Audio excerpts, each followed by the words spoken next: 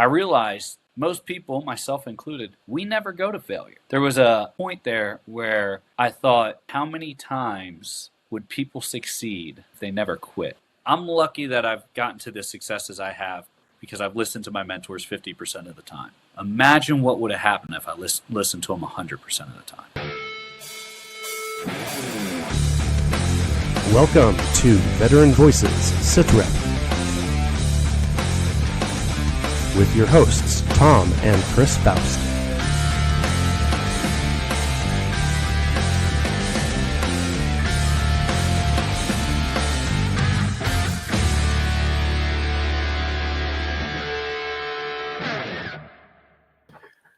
Welcome to Veteran Voices. I am your co-host, Tom Faust. I am here with my son, Chris. And today we have with us Frank McGaha. I hope I pronounced that right. Perfect. Awesome. He's a Navy veteran, went into law enforcement after the service, and now coaches law enforcement candidates, including veterans, on how to succeed in the hiring process in their careers. Frank, why don't you give us, just to start off, a little background on yourself, how you decided to join the Navy and, all that. Yeah, I'll try and keep it as short and sweet as possible for you guys. It was pretty fortuitous. My brother joined the National Guard, a couple years before me, and just the natural thing. Had nothing else. I was enrolled in college, but not really taking it serious, just working the whole time. And my whole family did tree work their whole lives. I saw how hard it was on my dad. He just beat his body down. I said, yeah, I definitely don't want to do that. Keeps you in shape when you're young, but destroys your body when you're older. And I said, oh, I know what I'm going to do that's going to save my body. I'm going to go join the Navy and try out for Navy SEALs. And that was a real smart idea.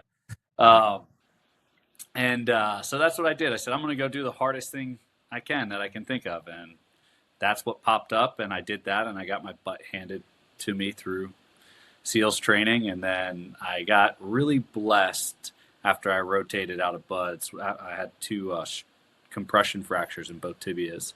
And I rotated out and I fell through the cracks somehow that I was able to leave Coronado and go to North Island, which was just right next door.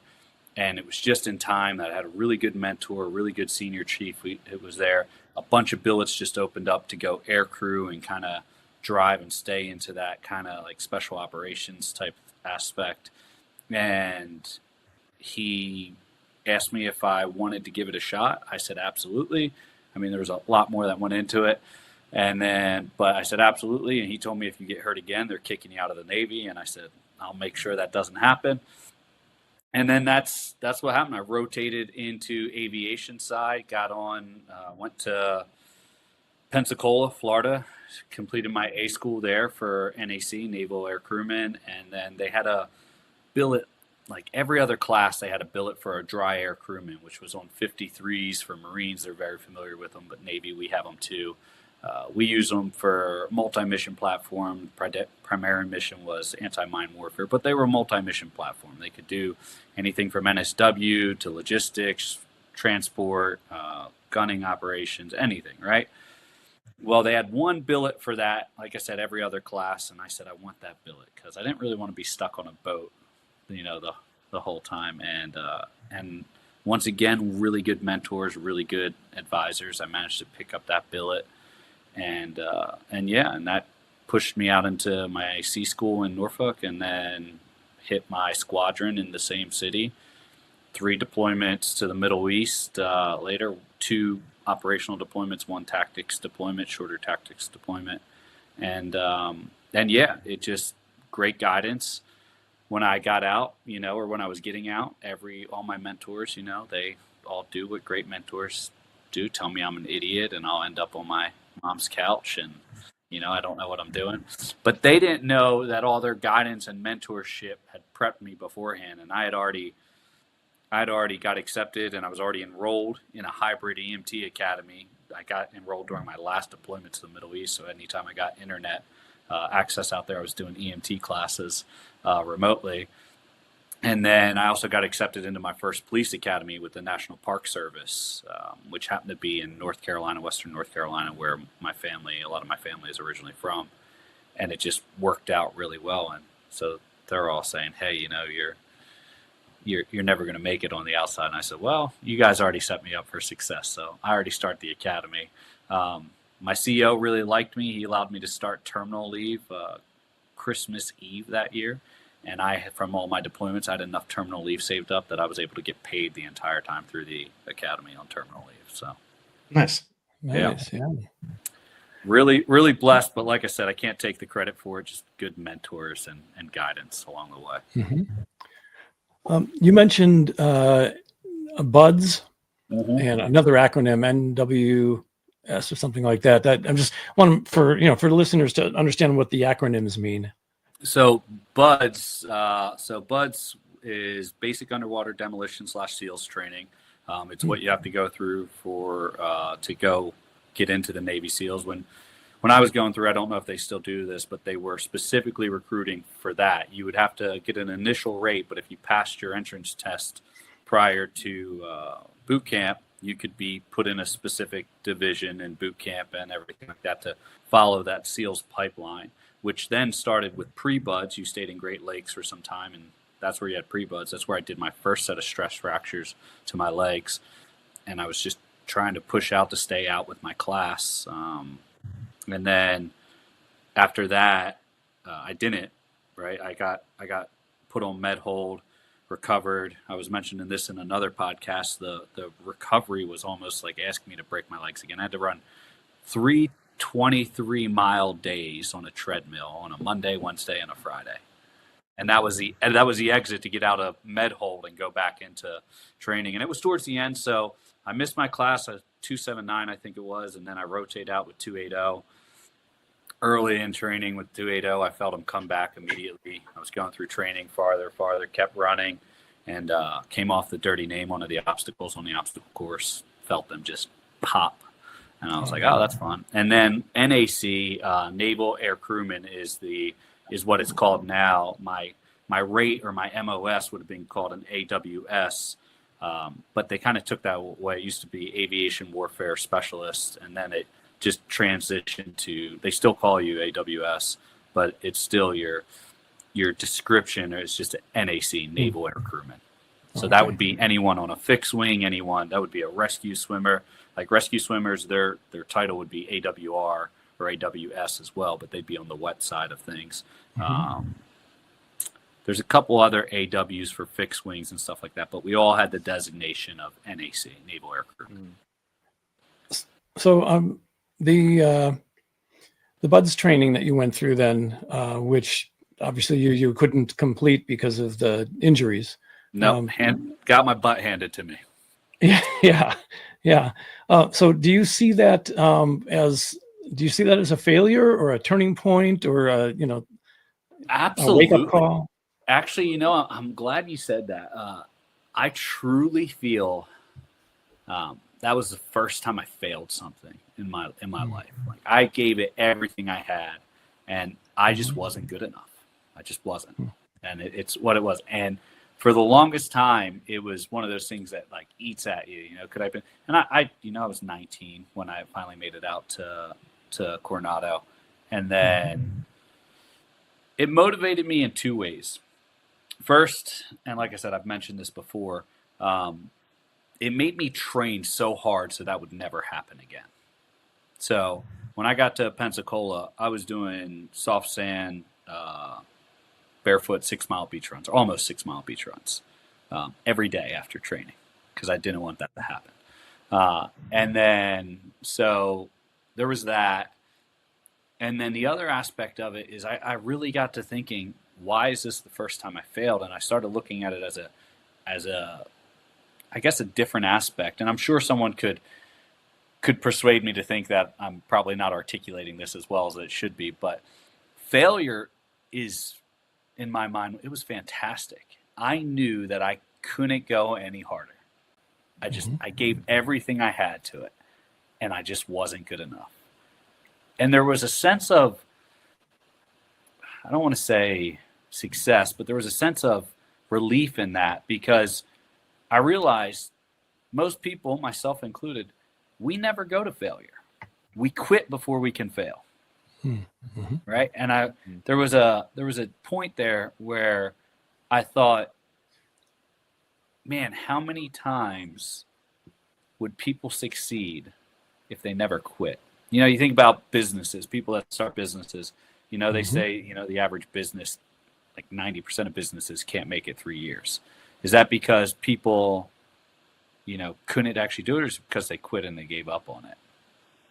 And so it gave me a new mindset shift that it's not something I actually talk about all the time, but that is one of the biggest things. Is I took all that, and honestly, I could probably equate it to the mental toughness training from Buds, because I still utilize that today. You know, if I'm ever in a situation where I'm stressed, or I'm under a lot of pressure, you know, just try to calm myself down, start with some 4x4 breathing or whatever. And looking at it from that perspective, I'm like, okay, so maybe 90% of success is just in not quitting. Do something long enough, you'll win. More.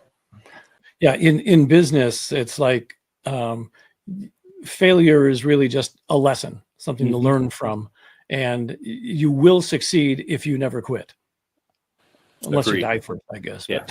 But then you're just, Yeah. you know, you still played the game your entire life. So Yeah, exactly. And that kind of segues into, since you didn't quit, you pivoted. Part of on your way to getting there, like when you left the Navy, you know, I see that you took, like, you know, many transition classes as you could, but they didn't prepare you for anything. You know, kind of what did you expect those classes to do for you, and what did they actually do? yeah, for anyone looking to join the military, join the Air Force. You'll leave with actual skills that translate into civilian life. The other branches, not so much. At least not what I did, and not what most other branches do. I mean, I flew in helicopters. I shot guns. I moved logistics. I moved packs. I towed anti-mine warfare equipment through water, and you know, I controlled a fiber optic Sea Fox with a missile on it to shoot mines. Those are really cool things to say. They don't transition. Everyone I know that left my platform got a job within the contracting space, doing DoD contracting within our platforms, because that's how their skills were translatable. So they were still working DoD. They were just doing civilian contracting side of it. I took a couple classes. I took everything I could to transit. Hire for Heroes, resume writing, everything like that. Hire for Heroes was great. That was a course that was offered that I was able to get time off. Helped me write a resume, but then I went federal, and it did not help me write a federal resume, which at that point in time, you know, you think a resume no more than 2 pages. Well, at that point in time, a federal resume, if you didn't have 8 pages, you weren't getting looked at. Now they just changed that as of September, where it actually has to be 2 pages now. So I had a really great 2-page resume. Did me absolutely nothing in the federal sector for law enforcement. But yeah, I took as many classes. I mean, I took TAPS, and once again, I guess they do the best they can, but there was nothing there that actually prepared me for. It didn't prepare me for registering with the VA. It didn't prepare me with working my GI benefits for school. It didn't prepare me for actually applying to jobs. You know, Hire for Heroes, that was a civilian course that I managed to get approved with a request. So I'm not dinging them because they're trying to cover such a wide swath of individuals that are going, you know, wherever. But I just wasn't. The program didn't individually prepare you for success on the outside. And if you think about it from a logical reasoning, why do they care, right? You're no longer an asset to them. You know, at this point in time, if anything, at best, you're a liability to them, right? But if you think about it, yeah, I mean, it makes sense. And I'm not dinging the transition program. I mean, I think you can always improve on anything, but it was the individual people that were the motivation. And when I was registering for my EMT, I didn't think it was going to matter, right? I didn't want to become an EMT. The school and where I was going for my police academy when I got accepted, the director of the EMT program said, "Hey, we have a billet open. Would you like to register for it?" We've asked some of your other candidates. They said no. It ends 3 days before your academy starts, and we'll have you trained, tested, and you'll just have to take the national registry test. And I said, well, what do I need this for? And I thought it was just a sales tactic. They were just trying to get more money out of me, right? I've already paid in full for the academy. The deciding factor for me getting recruited for my dream position, which was the backcountry law enforcement ranger in the Smoky Mountain National Park, it was between me, I was the sergeant of that police academy, my corporal, and 4 other veterans. There was 5 veterans total in that class out of, I think we started with 24 or 27. 5 other total of 5 other veterans plus myself. 4 of us interviewed for that position. I got hired because I was the only one with an EMT. Only one with EMT, and I got picked up for it. So that's because they all had very similar backgrounds. They had successful careers, honorably discharged. Both the other 4 vets were, or the other 4 applicants just got out of the military too. Some of them were still in reserves. So yeah, the deciding factor was I had a mentor, and a lot of times my mentors don't even know they're my mentors. I don't even recognize them as my mentors sometimes when they're right in front of me. But I had a good mentor, and he said, hey, this would really, not only would it look good for a law enforcement ranger, but it's a skill that would immediately allow you to succeed, because you're going to, in law enforcement, you're doing more than just arresting people and doing traffic stops. You're going to respond to a lot of medicals. And it's probably in law enforcement to this day, my number one most used skill is my EMT and my medical training. Fascinating. Matter of fact, it made me go get my first, and it continued when I lateraled up to DC. I was brand new to the department. This ticked off a lot of my colleagues. Was able to become an instructor right off the bat because I was able to become a tactical medicine instructor, because one of the prerequisites was EMT. And my department had set a bunch of candidates the year earlier before I got on board to their EMT, and they all failed. So none of them could get TAC med. So I came in within my first year, I was already an instructor in the department of tactical medicine. When we talked earlier, you said you're a big proponent of veterans moving into law enforcement, excluding Air Force, I guess, because they have other training. They have better other opportunities. But anyway, can you describe a moment on the job where you as in law enforcement, where you felt like, yeah, this is that brotherhood that I've been missing from the Navy? I'll kind of go even a little bit deeper than that. I'll compare the military members in law enforcement to the non-military members in law enforcement. Okay. The military members in law enforcement are picking it right back up. From my personal experience, are picking it right back up. And this isn't a blanket statement, but generalities. Picking it right back up. They want to work in a team. They want to motivate everyone. They succeed if the team succeeds. Individuals without that background, what I'll see is very similar to civilian, professions. Everyone's trying to beat everybody. Everyone's competitive. Everyone's out for themselves. And law enforcement doesn't really allow for that, because it's paramilitary from its standpoint. Rank structure is very similar, everything like that. But if you can't trust the guy or gal next to you to handle your 6 or cover that flank, it's a real scary time out there, right? So, I mean, and it's only getting worse for law enforcement these days in regards to needing to have situational awareness, right? In some ways, that's making law enforcement even a tighter community and have more camaraderie. But yeah, that would be the big factor, is if the prior law enforcement or prior military individuals I see coming into law enforcement, they're choosing that because they don't want to work for DOD or whatever organization that they worked for prior, but they still want that major benefit, which was the fact of I'm doing something that's supporting and serving my community and country, as well as I have family and camaraderie with my fellow colleagues. So those are the 2 big things that I see from every veteran trying to get into it. And then the other aspect is you still get that kind of, like, I don't want to say guaranteed, but you still get that guaranteed government benefits, pay, everything like that. So, So yeah, the job isn't generally going to go away. No, yeah, I mean, AI is not replacing law enforcement. We'll put it that way. Matter of fact, a lot of my current members and clients are coming from the IT space because their contracts are being washed out. They're not being renewed. They don't want to work behind a cubicle anymore, or in a cubicle, or behind a desk all the time because they want to do something more meaningful. That's a misconception. I know I'm going off on a tangent here. If you're a police department and you're watching this, start recruiting or moving towards the emotional side again. Stop focusing on the money, because most people, as long as it pays their bills and they can provide for their family, that's fine for them. It's whether or not they feel that they're actually going to make a difference, and more so to the veterans than any other candidate. So kind of on the flip side, just because some people either, may or may not be aware of, was there a culture clash between military life and law enforcement life?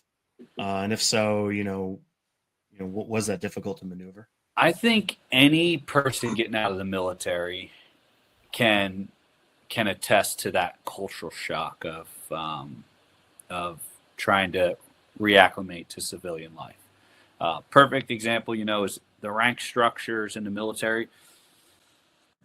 Someone outranks you, you show them the respect that their rank deserves, right? But also at the same time, if you're a lower rank and you're a squared away, soldier, sailor, what have you, military member, that rank or that respect came back, or at least came down. And, if you were a relied upon individual, there was a mutual respect there, even if someone outranked you. Civilian life, it's not that way.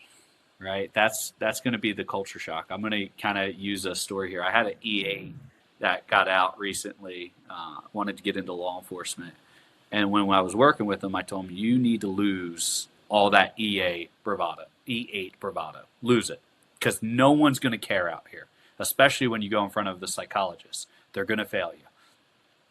And we did some more talking. I was like, hey, you want some coaching specifically for the psych? Or he said, no, I think I'm all right. I'm like, okay, don't do what you did in this interview with me with the psych.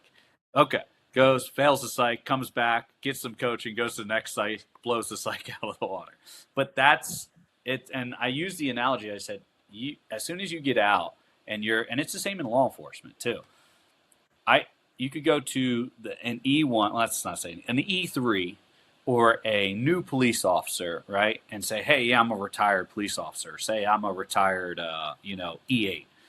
And they're going to be like, I don't care. Get away from me. Now, should it be that way? No, there should be some level of respect there because you stand on the shoulders of those before you, right? But at the same point in time, that's just the culture of it. So civilian side is even worse than that, because if someone's a civilian, first of all, there's the I thought about joining the military. That's what you always get. But I decided, input whatever excuse we've all heard there, right? And then you get into it and you say, hey, yeah, prior military, now in law enforcement. It just doesn't matter to certain people.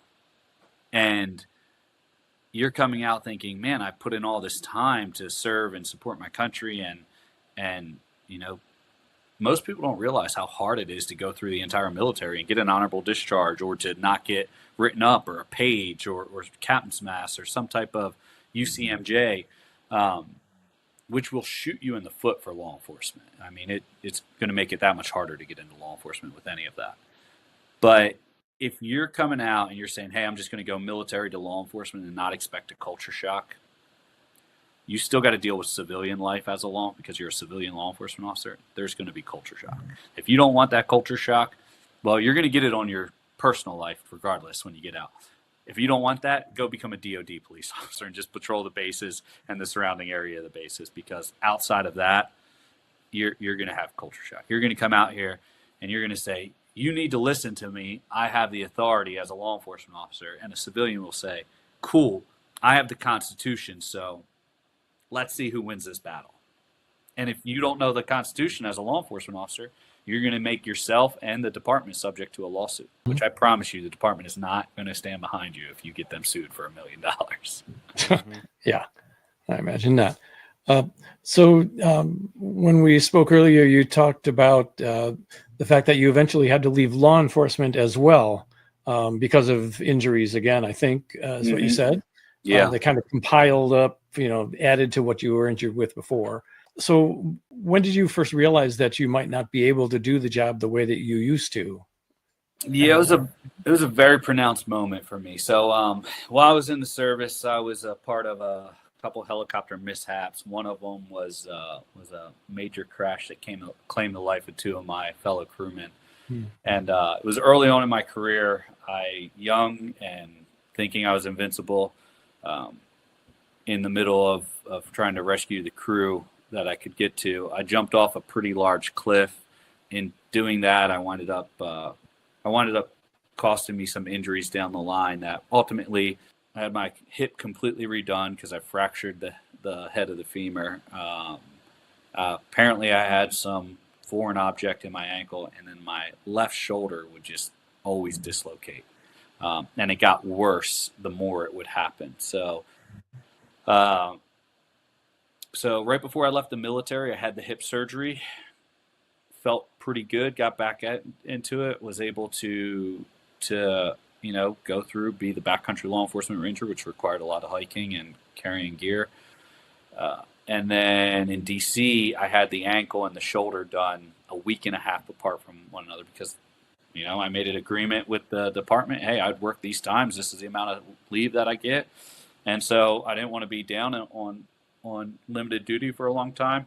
And I got pretty quick doing all that soft sand beach running. So I never had lost a foot pursuit at that point in time. And I was with another veteran buddy of mine, and we got into a foot pursuit of 3 individuals. And this individual, he was a little bit huskier than I was. But after the ankle surgery, I came back too quick, and we got into that foot pursuit, and I couldn't keep up with him.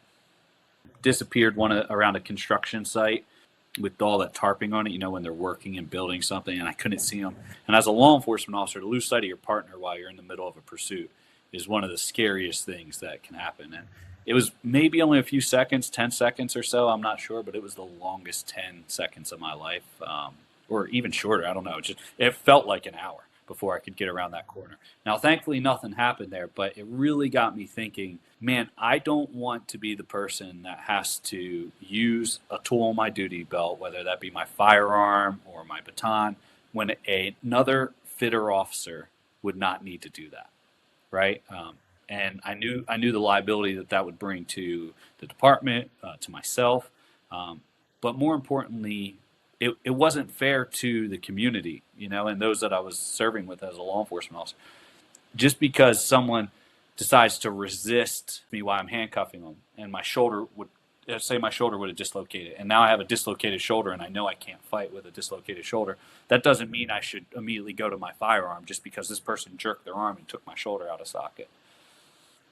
That's what I was starting to look at, and I was doing my annual 40-hour refresher training, and it popped out every time I was getting into it. Before it wasn't that way when I first started, but it popped out every time I was getting into defensive tactics.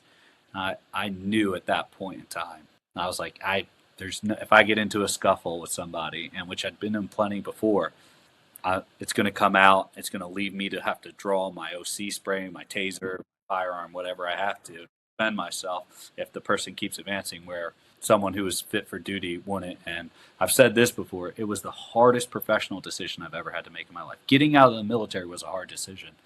Deciding to switch from operations and patrol to get into training full time for law enforcement, that was a tough decision. The right one, I think, but a really tough one. Yeah. So, losing the duty belt, it's more than losing, task, it's losing, a symbol. What did that badge and belt represent for you internally? I don't necessarily know if it represented anything for me. It was what I felt like I was always trying to earn it, right? I think that's how a lot of people feel. I think sometimes officers will lose their way. I'm not going to sit here and say that we're a perfect profession, but I think it just gave me a sense of purpose, right? Something that every veteran that gets out that eventually starts looking for again. Some of them get out for 5, 8, 10 years and say, you know what, I got to go back. I can't deal with this stuff anymore. I've heard that plenty of times. But for me, it gave me a sense of purpose. And that purpose was, hey, I'm still doing good within my country, and now I get to do it on the home front, which is so much nicer because I don't have to deploy and leave my family. That was the main driving factor of getting out of the military, was I wanted to have a family, and I knew I deployed so much that was, wouldn't be, a wouldn't be fair to a family. So so losing the badge and losing the duty belt was, like I said, it was a tough call, especially because I had to make that call. And to go back to what I said before, I didn't know if I felt if I was quitting or if I had failed again. So it was kind of coming full circle for me. And ultimately, it's the decisions I made that led me to where I was, that led me to that decision. Now, once again, I got lucky because I had really good mentors that even told me early in my law enforcement career, hey, no matter how much you love it, no how much you chase people, eventually you're going to age out. There's always going to be a stronger, faster, smarter kid that comes in and is going to beat you. And that was true even after a couple of years into law enforcement. I kept getting older, weaker, and slower. They kept getting younger, stronger, and faster. And then they said, so, start gaining some knowledge, start getting some instructorship, start going that way. And then I found that I really enjoyed instructing. It was a passion. I enjoyed instructing, I think, the most at that point in time, because I could still demonstrate everything to its fullest capacity. But doing that allowed me to transition after losing the badge and the duty belt smoother, I think, because I was able to take all my knowledge and all my experience and still apply it. So let's start talking about that, the knowledge and experience. So you went from, your body can't keep up, can't do this, to, being able to help other people get into the career. Was there any specific person or moment that nudged you, a particular mentor that kind of suggested that for you? So it wasn't necessarily that. I did what every, veteran and every prior law enforcement does when they get out and they start their own business. I started a consulting firm, and I was like, we're going to focus on safety and security and go that route. Me and every other 100,000 veteran business owners or police business owners, hey, we're going to do consulting. It was good, except I had no real business experience in doing that. I ran a small business when I was the backcountry ranger. I ran a business doing guiding, kind of rafting and fishing and stuff like that. I ran a little guide doing that, but that was just part-time, just to kill time. I didn't have a family at that point in time, so kept me outside, kept me having fun, but I didn't get any real business experience out of it, other than realizing how much it takes to actually start a business just from the admin side. Then when I was looking at it for Armageddon, for ACT, my company now, we started it. It was rolling. I'm not a very good networker, or at least not in the standard, package where you go out and you say, hey, can you make these connections with me? Try to get. So I wasn't really good at networking or marketing. So it was not an ideal situation. But I'd done a couple safety reviews for some schools or some churches, things like that. And then there was a program, and I think it's closed now. I'm trying to think, what is the name of it, where you could actually reach out to veterans that were in different spaces. But you could reach out and find mentors and things like that. I had a couple people I followed online that kind of ran businesses structured the same way. So they didn't run a similar business, but structured the same way. And then I reached out to these individuals, and they said, put all your knowledge out there. Just put it out there on social media and see what happens. And I made a video of how to become a police officer, and it just blew up. And I was like, oh, okay. So I made a couple more videos about some things in getting into law enforcement, and those took off. And I was like, okay. And I came back to that advisor and I said, hey, this is what I got. They're like, hey, I think this is where your knowledge is best served right now. This is what people want to hear. And then the more I got into it, the more that I had to learn, because I was federal my whole career. I've applied to local and state agencies, and I was successful with a lot of them, ultimately deciding to stay federal and turning them down.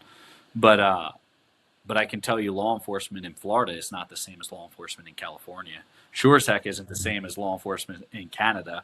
And once again, Ontario or Toronto is not the same as RCMPD in Canada.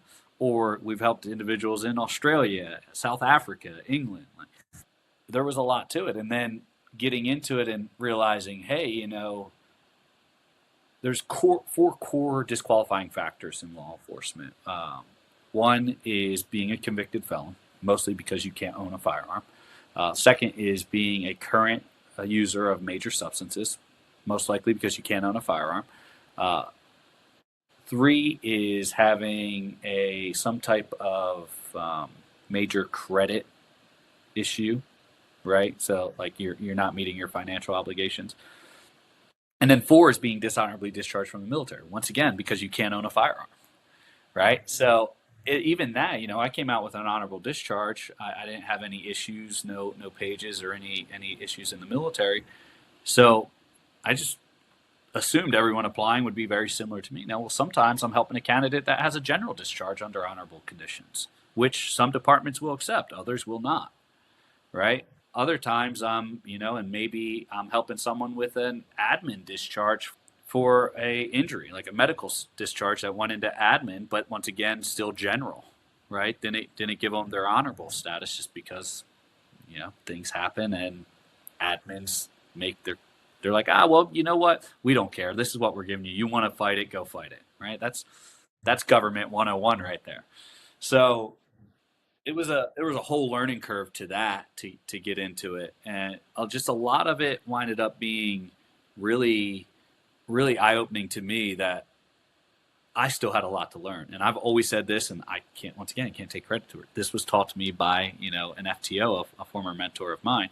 The minute you're done learning is the minute you should retire and hang up the duty belt anyway, right? Because if you say you know everything, you're the next person that's going to get someone hurt that doesn't need to be, or you're the next person going to jail as a police officer. But once again, a lot of stuff my first arrest was a police officer. First person I ever arrested was a police officer, fellow police officer. I was still an FTO.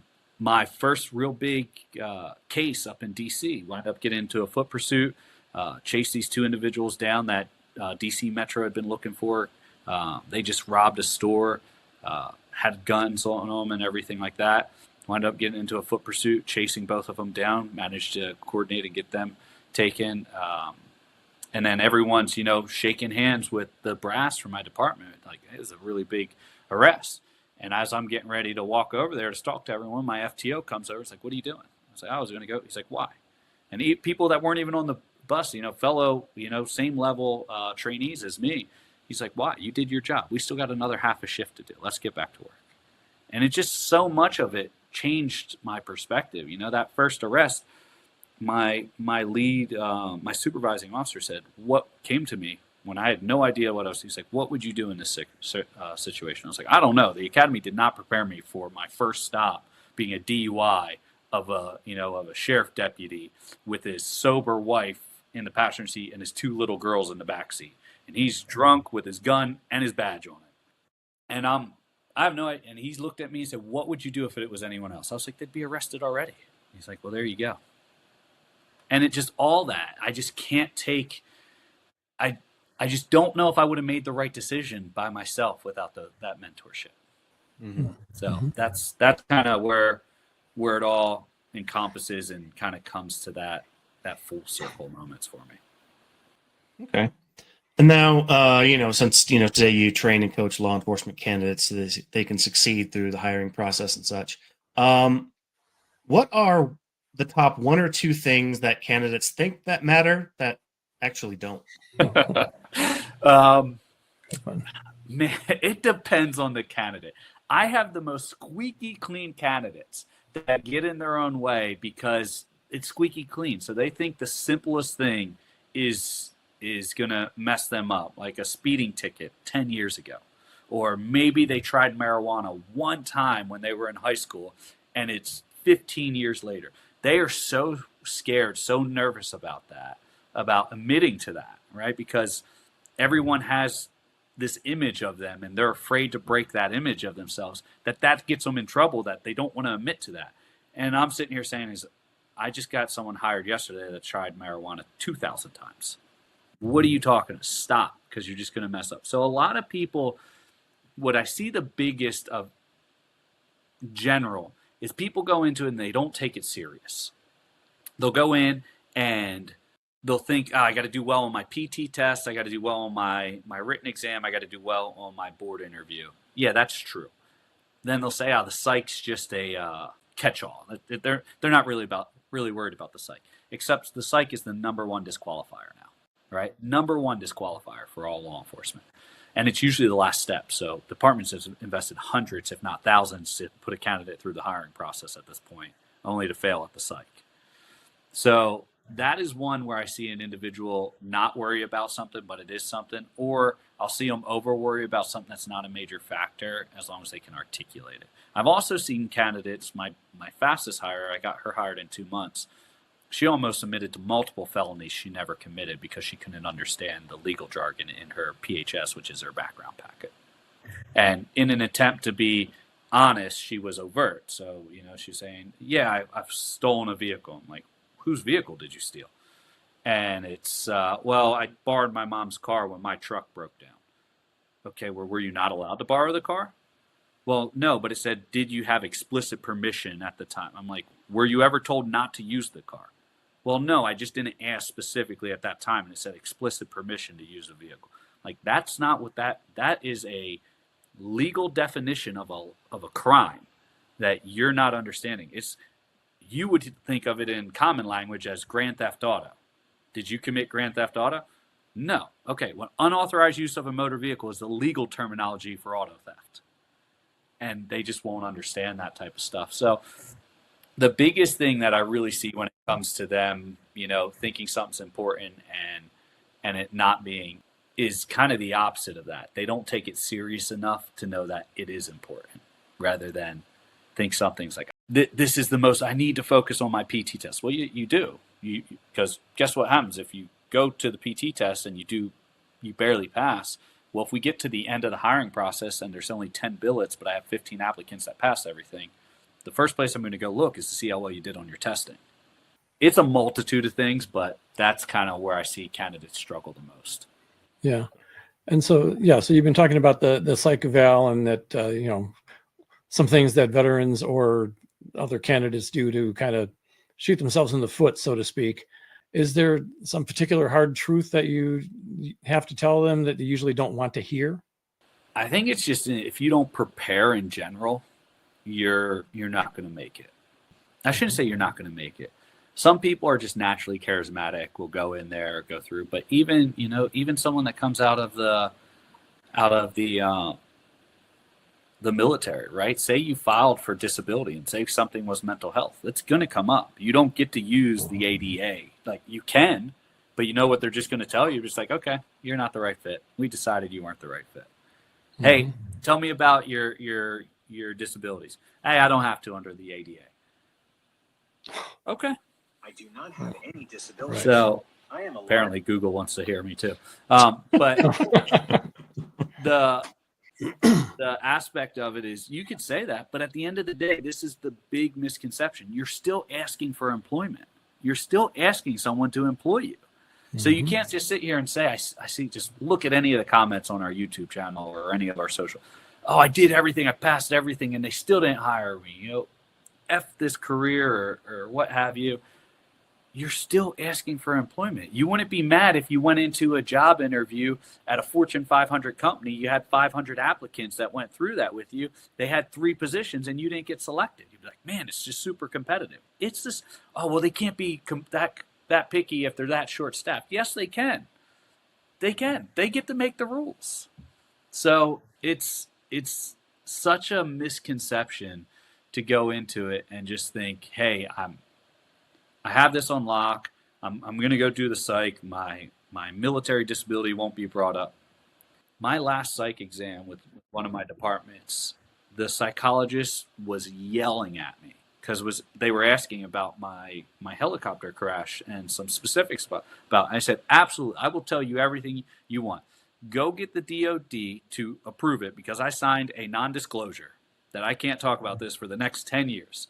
So go get them to waive that, and I will 100% tell you everything. Until then, I can tell you what I was told I was allowed. This happened. It was X, Y, and Z, and that's it. I can't tell you anymore. And he said, you have to tell me. I'm your psychologist. I'm the one that determines whether or not you're fit for duty. I'm like, then call the DOD. I don't know what to tell you. You're asking me to break the law as a law enforcement officer right now. By the time I got back to our headquarters for the department, I got called into my captain's office. I'm like, oh, this isn't going to be good. Captain says, hey, pass your psych. I was like, yeah, I figured as much. He's like, but he was really mad at you. I was like, I figured that as he kept asking me about military stuff, and I wasn't allowed to disclose it. I mean, once again, I will tell you anything you want as long as you put a document in front of me that the DOD waives any type of non-disclosure or NADs or anything that's classified that I can fully disclose. And That's not going to happen.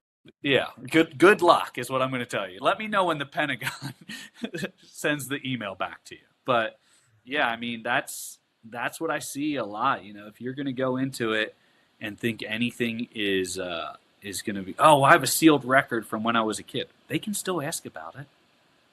Well, I don't have to disclose it. Okay, then they're going to find a reason to not say you're the best fit. So the real trick, the real hack to becoming a law enforcement officer is knowing all your hurdles and then knowing how to articulate them so that they're reasonable. That's the real trick to it right there. You can have hurdles. We know that no one's perfect. The question is can you articulate them so that they're reasonable enough? And most people, they are reasonable enough. They're just really bad at articulating them. So shifting gears a little bit, multiple times you said that, you know, you really can't take any credit for, you know, success and things like that. You know, it's just really good mentors that have fallen into your spot by, you know, God's graces. Mm-hmm. When you look at that pattern, how did these mentors tend to show up? Did you seek them out or did they just find you? God's grace. I mean, they were just there. I think mentors are always there. And, you know, the funny part is I make this joke and part of it's true. You know, I'm lucky that I've gotten to the successes I have because I've listened to my mentors 50% of the time. Imagine what would have happened if I listened to them 100% of the time, right? Now, I'm not saying that everything is perfect. Sometimes a mentor or an advisor can be someone that doesn't do it right. Another story I tell for my candidates is I had an instructor that was trying to teach me room clearing in FLETC, and she had no real experience doing it herself, and she kept telling me to do some things that were really dangerous for, you know, the front man and point and everything like that could have caused them to get seriously injured. And ultimately, it was yes, sir, no, ma'am, whatever you want me to do. And then a few months after I'm out of the academy, she gets arrested with her husband for impersonating a police officer. Well, that's a mentor to me, right? I just learned, hey, you can learn what not to do from people as long as you have the people in front of you to show you what to do. Right? So those mentors, I don't know if I sought them out or they fell into my lap. Some of them, I can't even remember their names, but man, they made a profound impact on me. And I wish I could to kind of send them a call or a thank you email. And that's just the funny part about it is I had I guarantee you he's going to be the McGaha of the Navy one day. But I had a first class who then made chief, who then made senior chief, all within the time, within like a 3-year time frame. I was like, oh, he's going to go to McGaha. I'm not going to disclose who it is because he's really close to probably getting to McGaha at this point in time. But when I was in training, when I was in C school, I was like, man, I'm just wondering if any of this is even worth it. And he just told me to shut up and to do my job. And at that point in time, it's exactly what I needed to hear. He's like, just shut up and do your job. That's all you got to do. Just shut up and do your job. Next thing you know, did that, honor graded my C school, went out to the fleet, you know, got selected super young to go on some big missions. And it was just do your job. That's all you got to do. You know, it's you agreed to it when you accepted the employment. Just do your job. Now, if something's dangerous or unsafe, yeah, speak up, or illegal, right? Other than that, just do your job. And it was some of the best advice. Now, that doesn't mean that I don't get upset with stuff or I don't have like feelings like this is dumb. But this is one of my chiefs. I want you to listen to whatever your superiors tell you unless it's dangerous, dumb, or illegal. Okay, that's the easiest orders I've ever got. Anything that's told to me from a superior officer, unless it's dangerous, dumb, or illegal, do what you're told. Roger that, chief. Easiest orders in the world. And it just, once again, that's stuck with me. So that's what I advise people to do. And it's led to a successful career for me so far. So you've said that, vets who still crave duty and camaraderie, that law enforcement is, the closest thing that they're going to get on the civilian side. Mm-hmm. What makes it that close? Like what overlaps the most? The danger, mostly. If you think about it, what's the term they use now in psychology for why we're trauma bonding, right? So that's a big one in psychology now they use. That's why military gets so close so quickly, right? And I mean, it starts with boot camp. That's what they say is they break you down. Well, now they put a beautiful coin term on it so some psychologists can make a lot of money. Trauma bonding. I guess it's still there in that aspect. There's a very real risk of safety as a law enforcement officer. You learned it when you're in the academy, boot camp, they break you down and they, beat you down and they build you all back up together. Academy does it with less, they use physicality, but they do it with more mental fear, so to say. Like, hey, you make this mistake, someone's going to lose their life. You make this mistake, you could end up in jail. Here's your road that you have to stay in, and here's your lane, and don't go outside of it. So there's that aspect. But then once you hit the street and you get into a situation where you stop someone, and next thing you know, they have hundreds of pounds of fentanyl in the car or something like that, real quick, okay, this person is probably really dangerous, and the person that I'm about to really tick off is losing millions of dollars. So at what risk level is there for me, for my colleagues, for my family? It's all there. But then at the same point in time, I'm not going to say there's not an excitement to it either, right? There's an excitement to get out there and bust a case wide open, or to catch, a burglar, or to, stop an assault or something along those lines. There's a lot to it. Everyone wants to work into K9 or work into SWAT or work into detective, and there's that steps of growth.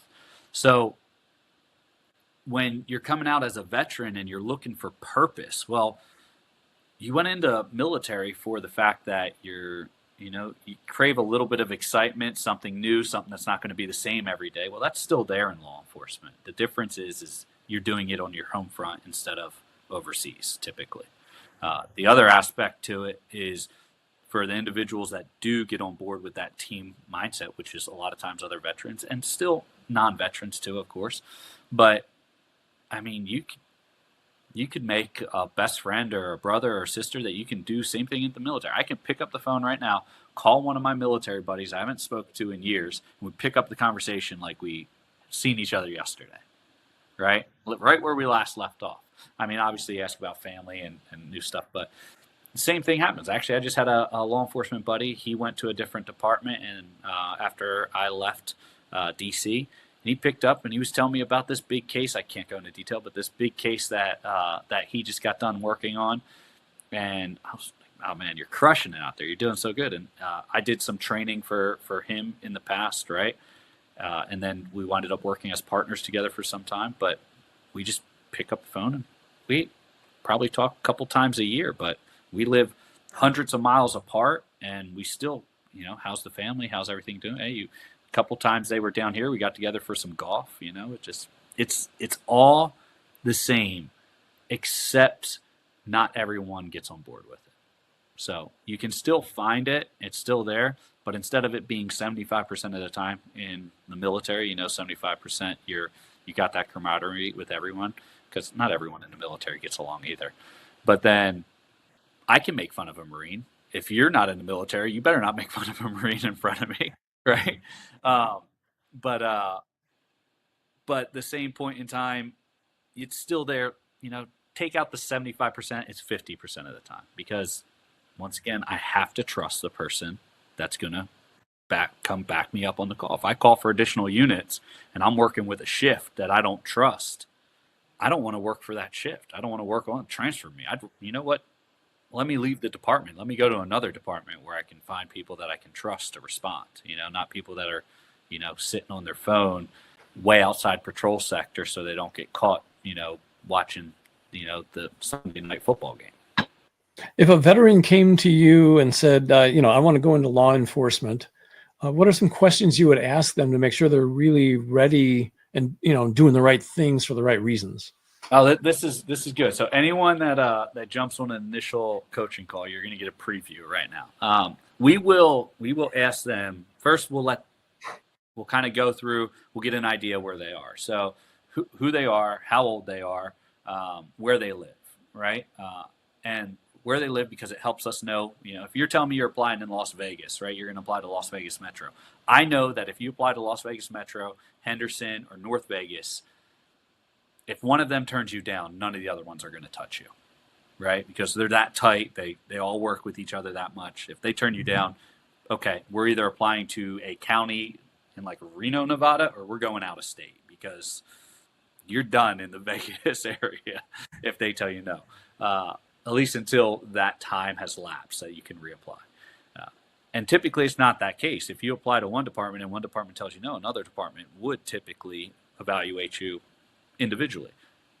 Those three, no. So we want to know where they're applying. We want to know how old they are. If you're 41 or 42 and you're trying to apply federal to U.S. Capitol Police or Secret Service, they have an age cap at 37. So that's not going to work, right? Now, most state and locals don't, but, that's a factor. So who they are, where they're from, and then we're going to want to know what experience they have. And most of the time, they're trying to tell me, oh, I have this that relates. No. I just want to know what you've done for the last, few years.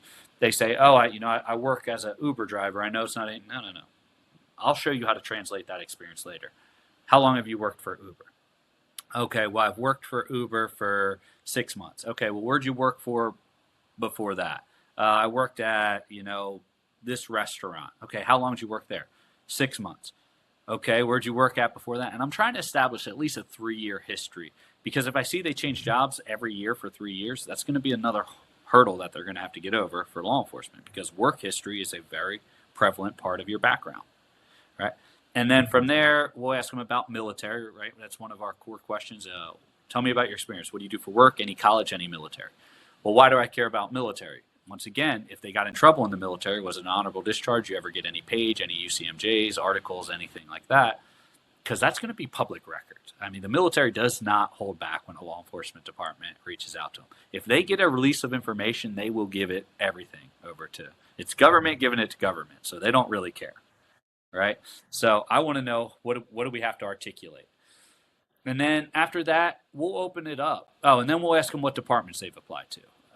Main reason for that is if they've already applied to 10 departments and they've been told no, 5, 6 times, I want to know why, and I want to know where, because that's going to tell me where I think they really need to focus, opposed to, Chris, what you were asking me, where they think they need to focus, right? What they think is important, versus what my experience and training has taught me is important to focus on the hiring process.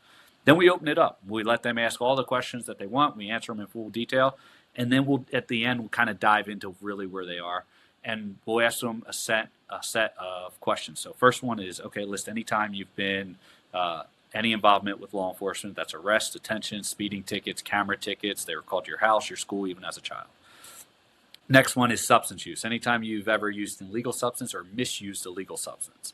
Next one is going to be work history. Anytime you've been fired or reprimanded from any place of employment. And then the last one is going to be credit history. Anytime you've had anything sent to collections or repossessed. And the closer it is to that date, the harder it is to get hired. So if you got a good separation, I always say time and distance is your biggest factor for any of your hurdles, because it can make the hurdles, as small as a speed bump or as tall as a mountain. Your articulation of those hurdles can do the exact same thing too, though.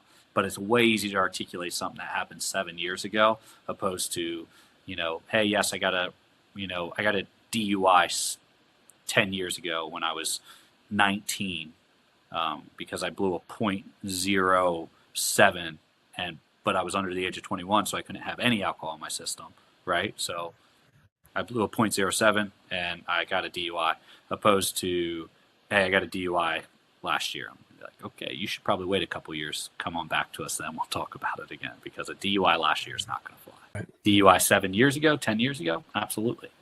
But does that? Hopefully that answers it. I went That around was about, good. but hopefully that. That was good. Yeah, good questions. So you're doing all of this while running a brand, and as your advisors say, you're being the face of it. Mm-hmm. So kind of flipping over to the business side, looks like you mentioned that you're on a big media and brand push right now. Podcasts, different media things. Yeah. Not because you need the leads, but to curb curb that knowledge and information. What's the core message that you're trying to get out there? The core message is that law enforcement is still an honorable profession, and it's still a profession that's highly needed, right? And we want to, if you ask me, the one sentence slogan is, we want to put good officers on the street. If I see one more cop on YouTube doing something illegal, I'm going to lose my mind at this point, right? It's real simple. I'd rather you let 10 bad guys go than arrest one innocent person, because you are wrecking their life. I mean, completely wrecking their life. Law enforcement have a lot of power. They don't have any special rights. As a matter of fact, you lose rights as a law enforcement officer, because you don't have the right to privacy as a you're a government official. If I hear law enforcement say, "Oh, I have the right to do," no, you have authority granted to you by statutory, legislative, or case law, right? So the message is real simple. Law enforcement is still an honorable profession. Everyone says, hey, I want to put law enforcement, I want to build the bridge back to law enforcement. There shouldn't be a bridge. Law enforcement, civilian law enforcement, they're community members. We should be standing on the same piece of ground. Is every law enforcement always going to do it perfect? No. We should get those ones out of there. Law enforcement should hold themselves accountable, because if they started doing that, the community would get behind them in a heartbeat. If you see a fellow officer doing something wrong, stop them. Like, it's that simple. But my message to these younger candidates out there, I shouldn't say younger candidates, these newer candidates, it's real simple. It's a great profession. We make great money as long as you're, I'm not saying you're going to become a millionaire with law enforcement. You can if you can invest right. But we make great money. The option is there, and the money always properly reflects the area in which you live for the cost of living. And people still want to be in law enforcement. They just don't openly talk about it anymore. But it's simple. Get out there. If you have a desire to serve, whether you're a veteran or you're just a regular civilian and you want to do it. The only barriers to you serving are the ones you put in your own way. Even individuals that got denied for the military can still be in law enforcement, right? A lot of people say, I've always wanted to serve in the military, but I got denied in MEPS, right, our medical evaluation. Well, yeah, you got denied because you were non-deployable, because maybe some underlying condition that required you to be around, a medical facility if that condition, worsens, and that makes you non-deployable. Therefore, the military won't take you. But in the U.S. or Canada or North America, we should say, that's where we predominantly operate. First world country, you're around those medical facilities. So those aren't as big a barrier of entries. They can be, but they're not always as big a barrier of entries getting into law enforcement. So if your desire to serve, in my opinion, military and law enforcement are the most rewarding careers that you could possibly ever get into, right? They're very risky careers, but maybe that's what attaches it being so rewarding, is you're really willing to sacrifice everything for someone else. Your advisors are telling you that you're the face of the brand, but you've told me that you really don't really want to be the face of the brand. Yeah, what's the fear that comes up? Why not? It's not fear. It's just, I guess it goes against what I naturally always envisioned my company. I always envisioned having a successful company and, being the one behind the scenes, coming up with all the ideas and things like that. And just it not being as out there as it is. As for someone that teaches articulation, I'm not coming up with the right word right now. But the big fact of it is that was a fallacy. That was a fallacy in today's day and age. I mean, that's almost impossible to do. Not that you can't, but it's like you're putting yourself in handcuffs and trying to get into the ring with Mike Tyson. Like without using social media and media to get your message out there. I created Armageddon. The name stuck out for me, and because it was a naval term. It was a 19th century naval term. Roughly translated means it's a perfect day to start a new journey. And I came up with that name before I even really was focusing on law enforcement candidates. But it was fortuitous. It just fell right into place with it. I mean, absolutely perfect. But it was always, I wanted to always be about Armageddon, about the company, because eventually I won't be here, right? So if I want to have something that goes on past me, it needs to be something that can stand on its own. But to get it to that point, I have to be willing to be out front, take all the blows and successes that come with it as well. And don't get me wrong, there's a lot of people out there that will have no problem telling me how much they hate law enforcement. But at the end of the day, it's what we say. That's why we call it a shield, right? That's why the badge is called a shield. Everything hits the shield. None of it's meant intentionally for you. When I take the uniform off, I was like, no one knows I'm a cop. Apparently, I still look like a cop because everyone's, oh, you're in law enforcement or military or something like that. Like, I was. I'm not anymore. I'm retired. Yeah, sometimes it's the way you carry yourself. I think that. Yeah, I think I still keep the fade, and I don't let the facial hair get too long, and I always try to keep it trim.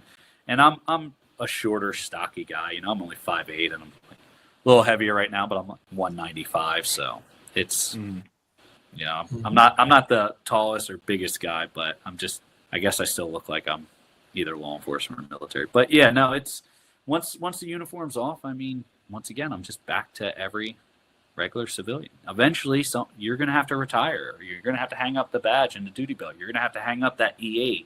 You're going to have to.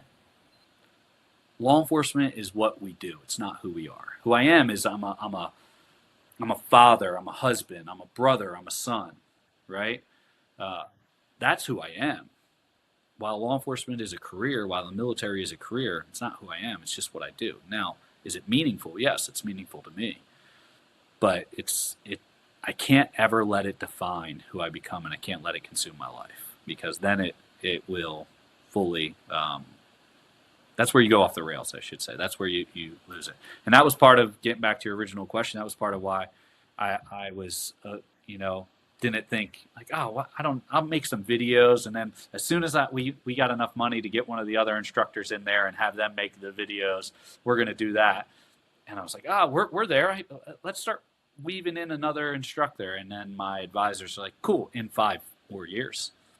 And that was said to me this year. So I was like, what do you mean 5 more years? You're like, no, dude, you're stuck. You're not getting out of this one. Mm-hmm. So kind of speaking of 5 years too, what does success look like for your company, 5 years from now, specifically in terms of how it impacts veterans? Say that last part one more time. Specifically in terms of how it impacts veterans. Okay. So with veterans specifically, we are getting ready to host, or we're starting it. It's dropping this week, a scholarship program for coaching for a person, right? So they go in, just like you would for college education, you fill out, you submit why you feel that you're the best candidate. And then I will personally be coaching them, until they get hired. I'd love to do that as well, and then make a separate scholarship specifically for veterans. And we were going to do that at first, but we just don't know how many we're going to get that apply for the scholarship, right? Mm-hmm. So I think I'd love to do that as well as have a whole veteran-focused branch. One of the biggest mistakes when it comes to recruiting that I see individuals make is they feel that their department or their branch of the military, that it's so good that they don't need to do any recruiting. Well, we've seen that to be false in law enforcement, right? Applicants are down significantly. Same in the military. We see that to be down. And we can ride the wave and see when. And then next thing you know, I just saw re-enlistment bonus. An email came across my desk from Military Times about re-enlistment bonuses in the tens and multiple tens of thousands of dollars for certain things. And when I went in, there was no bonuses, right, at that point in time. Well, I guess there was a bonus for SEALs, but it wasn't very big. But when I went in, there was a lot of people going in, right? And it, like I said, it ebb and flows, and I'm sure that has to deal with politics. But right now, law enforcement, numbers are starting to climb back up, but we had a mass exodus in 2020 from retirements and things like that. And departments haven't caught back up. So full scale, I would love for Armagen, ACT, Armagen Consulting and Training, I would love for that to be able to be the number one just recruitment firm. And when I say recruitment, I don't really mean working specifically with the departments. We would probably teach them how to recruit, but I don't want to deal with all the red tape that comes with those contracts, right? So I'm perfectly content with training that, but with training, the direct with the candidates. I won't ever rule it out because once again, I listen to my advisors, but for the most point is I would love for that to be a standard. I think anyone would, with the staple to be, hey, this is the standard in which we hire, train, and prep new officers, whether that be from the applicant and candidate side all the way to the point into which they're off FTO. I can't go into too much detail because we haven't finished these programs out and they're still covered, but like even redesigning the new ways we do the FTO program, filling in some of the gaps that I saw while I was in FTO, while I was in FTO, and then also, which is the field training officer program. It's what we do after the academy. Imagine the academy is your A school in the military, and then your C school would be FTO. I would even like to possibly work on improving that and then just keep going where it goes. I probably have no real limitations other than just seeing how far we can take it. So as we begin to wrap things up here, what is a concrete action that veterans can take over the short term here to go from, being stuck to moving toward law enforcement or something else? So the number one thing that we start with is prep is always key, right? So if you're going to do anything, don't think that, hey, I'm going to apply in 6 months, so I'll start prepping then. No, you need to start prepping now. And that doesn't mean you have to get coaching or training or take any of our courses. Shoot, we put out new pieces of content free all week long. There's no limitation to it. But or getting some type of mentorship, be careful, right? Just because I see this all the time. Hey, yeah, officer so-and-so that used to work with this department or works with this other department over here told me to lie. Don't do that. It's going to bite you in the butt. Those officers, we're catching them now. And now they're 15 years of great service. They've been great police officers for 15 years, and we found out they lied on their application, and they're being fired and losing their entire pension. Some of them are being prosecuted, right? Don't do it. You don't want to be a cop in jail, I promise you. But the main factor for what they should be focusing on is prepping. That PHS packet is anywhere from 20 to 60 pages of your entire life. And some will say, the department that I'm applying to only wants 10 years history. Cool. That's one department. What happens if they tell you no? And then the next department you apply to wants your entire life history, right? And you're not prepared. And sometimes they give you 7 days to fill that out. If I asked you gentlemen right now, hey, I need a neighbor from every place you've ever lived, including your military housing, you guys going to be able to get it to me in 7 days? Not likely. It's going to be hard, right? It's going to be hard if you have to provide me a reference from every barracks you've ever lived in or every housemate that you've ever lived in the barracks, right? That's just one consideration. And then what if you've rented? I need to know your landlord's name for every place that you've rented in your entire life, right? Do you guys have that?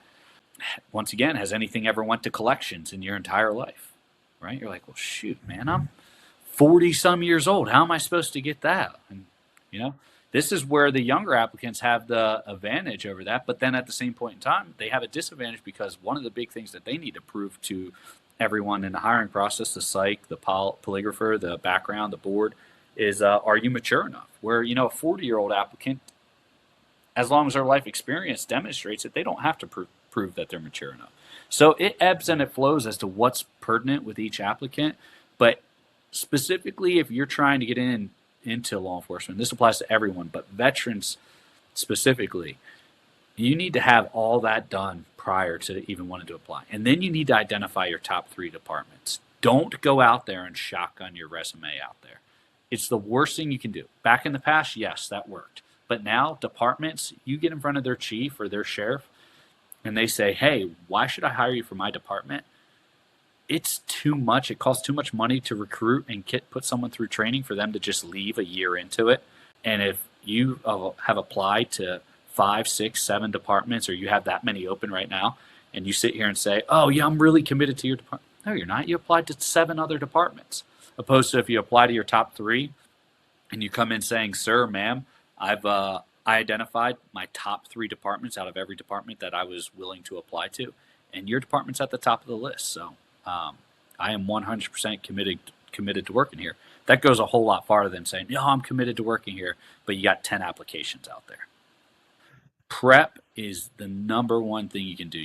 No one has ever experienced a hiring process like law enforcement unless you've been through it. Even the military does not compare to this. A recruiter says, oh, just lie on your MEPS form. Cool, we'll find out during the polygraph. The president, not taking a polygraph or a psych. Police officers, you're taking a polygraph and a psych. Then I guess just, finally real quick, as we're getting kind of closer to wrapping this up here, when you think about your life and your mission now, what does successful transition really mean to you? In what aspect, I would say? Like, specifically in where do I see myself transitioning or seeing other people transition? Either or. Like, what would you consider, I guess it could be in your own kind of, what you feel. What would you consider a successful transition from? Retiring at 40? Seriously, I don't know if the goals are there to have success, but I really am when I say I'm just pushing it to see how far I can take it. That's all I'm looking for. I have 2 little girls of my own. I want to spend as much time with them and my wife as possible. I think we can all relate to, especially if you're a veteran or you've been through any type of combat or any type of serious safety situation. No one on their deathbed ever said, I wish I worked more, right? So I want to spend as much time as possible with my family, but at the same point in time, what I'm doing here is I get so much feedback from so many people. I mean, we had to do a whole week of success stories and in our short form content just to tell everyone we're so proud of them and congratulate and to highlight. And we didn't even touch a fraction of a percent of how many of those come in each week. And everyone's saying how much of an impact we're having on their lives and their futures. I think the goal is just to keep doing that. That's my next transition, is just to do it bigger. All right. Well, Frank, I really appreciate you being on here with us today and being willing to talk about not just successes, but failures, injuries, and the struggle you've had to get to the point where you are. Really appreciate that. Well, I appreciate you all having me on, and thank you again. It means a lot. Absolutely. And then for those listening, we, if you heard yourself in any of this, you found something that interests you, you want to follow up, whether it's something you're cleaning to or something that, you're looking forward to. You're not alone. There's a lot of others going through the same thing, and find the mentors. They're the ones that are going to guide you, or possibly, we'll have information to be able to contact Frank and talk about, if you're looking to transition into law enforcement, this might be a place for you. To all the listeners and everyone who's tuning in, we appreciate you for hanging out with us, listen to us, jabber on for a bit. Hopefully it's helping you out, because that's what we do. That's why we do this. And if it's talking to you, make sure you subscribe, I'll look for more, reach out if you need to. And just, remember, if you're struggling, you're not alone. You don't have to carry the burden by yourself. You're not alone. There is resources out there, and we're hoping that we're helping you find them if you need them. All right. So on that, we thank you for being here, and we will talk to you next time.